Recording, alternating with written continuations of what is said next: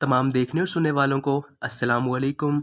नाज़रीन, आप लोगों ने स्क्विड गेम नामी वेब सीरीज़ के बारे में तो लाज़मी सुन लिया होगा, लेकिन आज की इस वीडियो में मैं आपको इस वेब सीरीज़ का थोड़ा सा प्रीव्यू और बैकग्राउंड स्टोरी के बारे में बताऊंगा। तो फिर इस वीडियो को आखिर तक लाज़मी देखिएगा।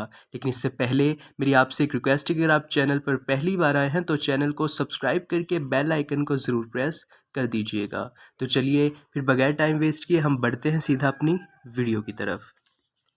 तो नाज़रीन, ये स्क्विड गेम नामी वेब सीरीज़ एक मुकम्मल किसी भी सर्वाइवल गेम के तर्ज पर बनी हुई एक सीरीज़ है, जिसके राइटर और डायरेक्टर का नाम वैंग डोंग है, जिनका ताल्लुक़ कोरिया से है। अब मैं ज़रा आपको इस सीरीज़ की थोड़ी बहुत स्टोरी भी बता देता हूँ, मगर मैं आपको ये बताता चलूँ कि ये 18+ है और बच्चों के लिए तो ये बिल्कुल भी नहीं बनाई गई। तो स्टोरी ये है कि इस सीरीज़ में हमें मुख्तलिफ़ किस्म के पेशों से वाबस्ता लोग दिखाए जाते हैं, जिन पर बहुत ज़्यादा कर्ज़ा चढ़ा होता है। अब इन सब लोगों को वो कर्ज़ा उतारने और अपना गुज़र बसर करने के लिए पैसों की शदीद ज़रूरत होती है। अब इस सीरीज़ का असल प्लॉट शुरू होता है जहां एक टूर्नामेंट का ऐलान किया जाता है, जिसको जीतने वाले के लिए इनामी रकम 45 बिलियन होती है। इस टूर्नामेंट में 456 प्लेयर्स शिरकत करते हैं, जो कि सब के सब बहुत बुरी तरह से कर्ज़े में डूबे हुए हैं।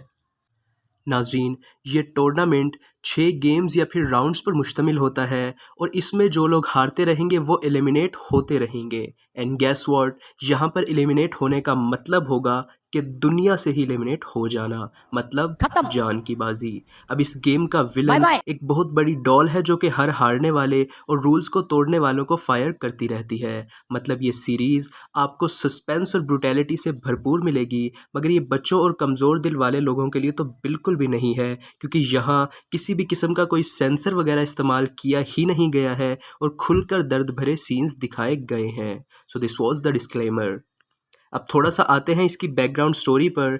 इस सीरीज़ के राइटर और डायरेक्टर वैंग ने ये अपनी ज़िंदगी की स्ट्रगल्स और साउथ कोरिया में मुख्तलिफ़ किस्म की क्लासेस में तज़ाद को सामने रखते हुए इस स्टोरी को 2008 में लिखा था, और इस वक्त वो बहुत बुरी फाइनेंशियल कंडीशन में थे। और इनके मुताबिक इस तरह की स्क्रिप्ट का मशहूर आइडिया इनको जैपनीज़ सर्वाइवल बुक्स जैसा कि बैटल रॉयल और लायर गेम वगैरह से आया था।